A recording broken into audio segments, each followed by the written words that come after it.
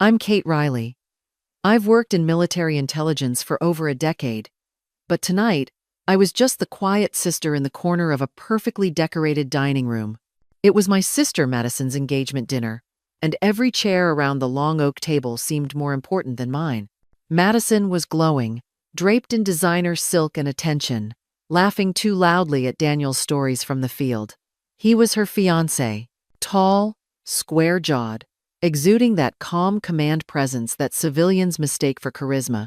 He was an ex-Army Ranger, the kind of guy who gets handed respect before he even speaks. And tonight, that table was his stage. My parents sat upright, proud, hanging on every word. My mom kept refilling his glass. My dad kept nodding, visibly thrilled that Madison had finally done well. That phrase had been tossed around since the engagement announcement. Always loud enough for me to hear. She finally did well. She found a protector. No one asked what I'd been working on. No one even asked if I was still with the same job. The one they assumed involved paperwork and break room coffee. I had flown in straight from a secure facility in Virginia, running on 4 hours of sleep after a 72-hour crisis monitoring shift. But to them, I had just clocked out of some cubicle in admin support. I listened while Daniel told a story about parachuting into hostile terrain. My father actually clapped. Madison leaned on his shoulder like she'd landed the nation's last real man. I took a sip of water and stayed quiet. That's the role I always played. The invisible one, the responsible one, the safe sister who didn't need attention. But old habits are hard to kill, even when the truth is more dangerous than anyone at that table could imagine. The clink of cutlery and glass filled the room like polite applause, a soundtrack to Madison's self-appointed monologue. She had managed, without even trying, to make the evening about herself, her ring, her fiancé, and the fact that she was finally getting the life she deserved. I wasn't sure what that meant, but judging by the way she kept flashing her diamond like it was part of the dessert menu, I assumed it meant expensive. Daniel sat beside her, occasionally chiming in with a military anecdote, but mostly letting Madison run the show. She was in her element, playing host, expert, and lead actress all at once. Every sentence had the same rhythm statement, smug smile, and a subtle dig in my direction. "So Kate," she said at one point, pausing dramatically, as if remembering I was there. "You still doing that? What was it again? Office logistics?" She knew damn well I'd never use those words, but it gave her an excuse to look at me like I was made of beige. Before I could answer, she turned back to Daniel. "She's always been the careful one," she added, as if labeling a cereal box. "Calculating risk, avoiding drama. Never really one for action. Honestly, if the Wi-Fi goes out, Kate panics." My father chuckled softly, not unkindly, but with the air of someone who agreed with her completely. "Kate likes the quiet life," he said. "Safety first. Nothing wrong with that." My mother nodded along, asking Daniel about deployment dates and whether Madison would have to move. The conversation orbited entirely around them, like they were the only two with gravity. I could have walked out, and no one would have noticed for at least 10 minutes. Still, I didn't mind the silence. It gave me time to observe. I'd been trained to read a room in seconds, and this one hadn't changed in years. The dynamics were old and predictable, like a well-worn script. Madison was the star. I was the extra with no lines. But Daniel was telling another story now. The mood at the table shifted. He wasn't talking about funny boot camp mishaps anymore. He was talking about something real. "It was the Korangal Valley," Daniel said, his voice dropping an octave. He wasn't looking at Madison. He was looking at his wine glass, twisting the stem. "Winter of 18. We were pinned down in a ravine. Visibility was zero. We had lost comms with our ground support. The table went quiet. Even Madison stopped checking her reflection in her spoon. We were taking heavy fire from the ridge," Daniel continued. "We were blind. We didn't know where the extraction point was. Honestly, I didn't think we were making it out that night." My father leaned in, captivated. "So what did you do?"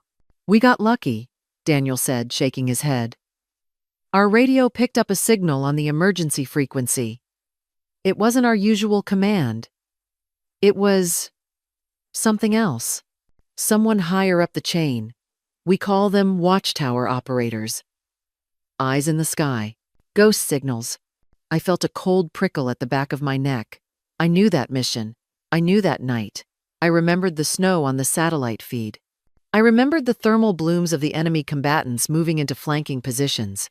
This voice comes on the line, Daniel said, a strange reverence in his tone. A woman. Calmest voice I've ever heard. It was like she was reading a grocery list, not guiding us through a kill zone. Madison laughed, breaking the tension. A woman? Probably some secretary reading a map from a safe bunker in D.C., right? While you guys did the real work. Daniel frowned, a flash of annoyance crossing his face. No, babe, you don't understand. She saw everything. She told us when to move, when to duck, and when to fire. She guided us through a minefield we didn't even know was there. He looked up, his eyes scanning the room, landing briefly on me before moving away. I never got her name, just her call sign, but she's the only reason I'm sitting here eating this steak. Madison rolled her eyes playfully. Well, I'm glad she did her job. But let's not get too grim. This is a celebration. She turned to me, her smile sharp. See, Kate? That's what real pressure looks like. Not filing the wrong tax form. I didn't rise to it. I just folded my napkin in my lap. My father chuckled again. Madison's right. Kate's always been delicate. Remember when she cried because she lost her passport in college? Oh, God, Madison groaned. Don't remind me. Total meltdown. That's why we leave the saving of the world to the men, right, Daniel? She reached out and squeezed his bicep, claiming him, claiming his valor as an accessory to her outfit. Daniel didn't smile back this time. He looked uncomfortable. He shifted in his seat, looking at me with a mix of pity and awkwardness. It's fine, I said, my voice soft. I took a sip of water. No, really?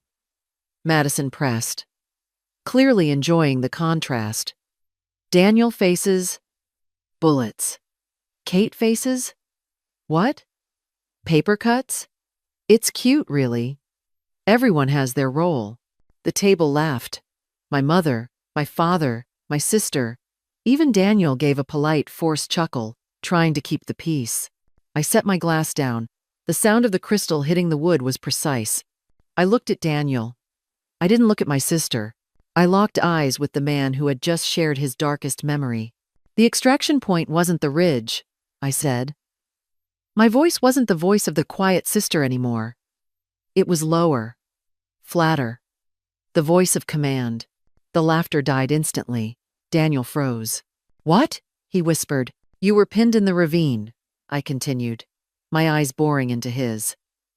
Your LT wanted to push north toward the ridge, but the voice on the radio told you to hold position.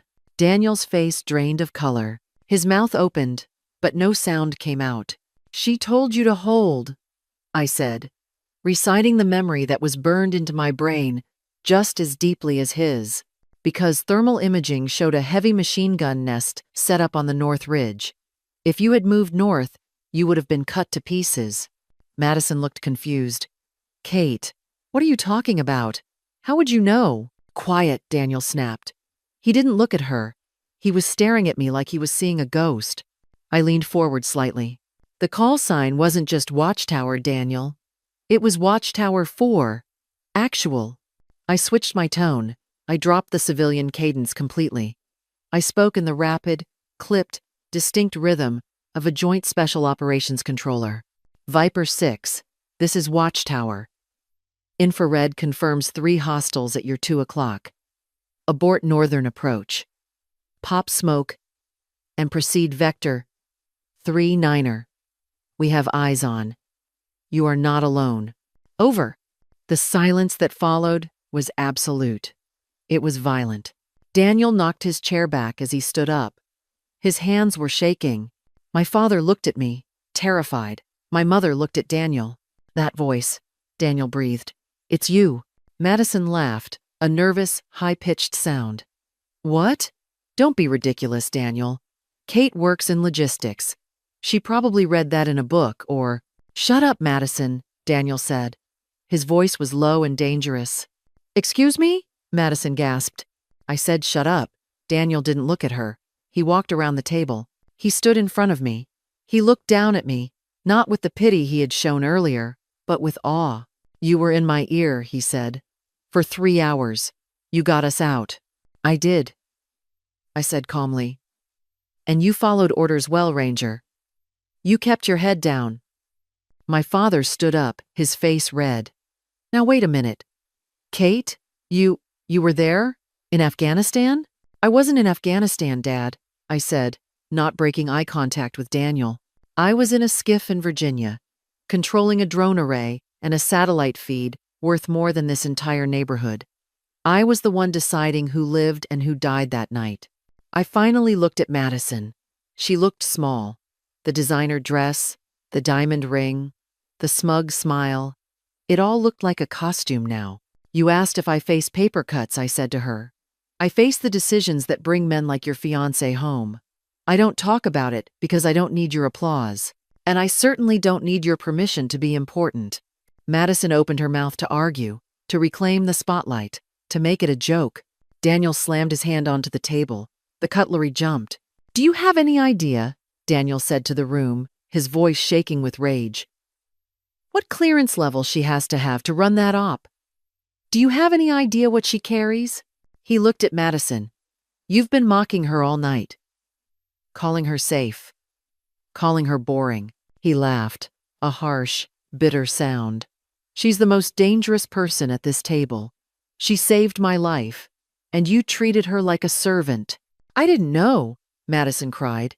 How was I supposed to know? She never says anything. Because heroes don't brag, Daniel spat. Tourists do. He turned back to me. He straightened his spine. And right there, in the middle of the dining room, the man my family worshipped snapped a salute to the daughter they ignored. Ma'am, he said, target secure. Thank you for the overwatch. I nodded slowly. At ease, Daniel. He dropped his hand. He looked at me, then at Madison. He looked at the engagement ring on her finger like it was a foreign object. I need air, he said. He walked out the front door. He didn't wait for Madison. Madison sat there, tears streaming down her face, ruining her makeup. My parents sat in stunned silence, looking at me like they had been living with a stranger for 30 years. I picked up my fork. I took a bite of the mashed potatoes. The potatoes are cold, I said calmly. The porch was quiet. The kind of quiet that settles in after a bomb goes off. Daniel stood by the railing, staring out into the dark suburban street. He had loosened his tie. He looked like a man waking up from a long dream. I stepped out, the screen door clicking shut behind me. He didn't turn around. I'm sorry, he said. You didn't know, I replied. I leaned against the house, crossing my arms. I should have seen it, he said, turning to face me. The way you listen, the way you watch the room, you have the quiet eye. I missed it because I was too busy trying to impress your parents. He shook his head. I sat there and let her belittle you. I let them treat the woman who saved my life like she was nothing. I'm used to it, I said. You shouldn't be. His voice was firm. That's the problem, Kate. You shouldn't be. He looked back at the door, where Madison was presumably still crying inside. I don't think I can do this, he said softly. Do what? Marry her. Join this family. He gestured to the house. I watched her tonight. Really watched her. She doesn't want a partner. She wants an audience. And she builds herself up by tearing you down. I can't. I can't respect that. Not anymore. I didn't tell him to stay. I didn't tell him to leave. That wasn't my call. That's a decision for you to make, Daniel. Not because of me, but because of what you want your life to look like. He looked at me. I want a life that's real, like the one you live. He reached into his pocket and pulled out a challenge coin. It was battered, scratched, and the brass was worn down from years of being rubbed between fingers. The unit coin from the Korangal deployment. He held it out to me. I carried this every day since that night, he said. I always hoped I'd meet the voice on the other end. I wanted to give this to her. I took the coin. It was warm from his hand. It was heavy. Thank you, Daniel. He nodded. I'm going to go for a walk. I think. I think I'm going to call a cab. You're not going back inside? No, he said. I think I'm done with the performance. He walked down the driveway. He didn't look back at the house. He didn't look back at the life he thought he wanted an hour ago. I watched him go. Then I went back inside. The dining room was a morgue. My mother was clearing plates in silence, her hands shaking. My father was staring at the tablecloth. Madison was gone, likely upstairs, sobbing on the phone to her friends about how I had ruined her night. My father looked up as I entered. He looked older, smaller. Is it true? He asked. His voice was hoarse. What did you say about deciding who lives and dies? I picked up my purse. It's true, Dad. Why didn't you tell us? I told you I worked in intelligence, I said. You heard secretary. That's not a failure of my storytelling. That's a failure of your listening. I walked to the door. Kate, wait, my mother said, stepping forward. We're proud of you. You know that, right? We didn't know. I looked at them. I saw the fear in their eyes. They weren't proud. They were intimidated.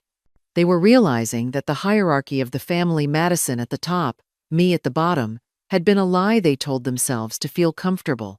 You don't have to be proud, I said, and you don't have to worry about the wedding. What do you mean? My dad asked. I held up the challenge coin Daniel had given me. I don't think there's going to be a wedding. I walked out the front door. The night air was cool. I walked to my rental car, unlocked it, and got in. I checked my phone, a message from HQ, a new assignment, coordinates for a briefing in the morning. I started the engine. The house behind me was dark, filled with the wreckage of a perfect evening that fell apart under the weight of the truth. I didn't feel guilty. I didn't feel sad. For years, I had been the invisible sister, the one in the background, the one who stayed silent so they could shine. But silence isn't empty. It's full of answers. And tonight, they finally heard them.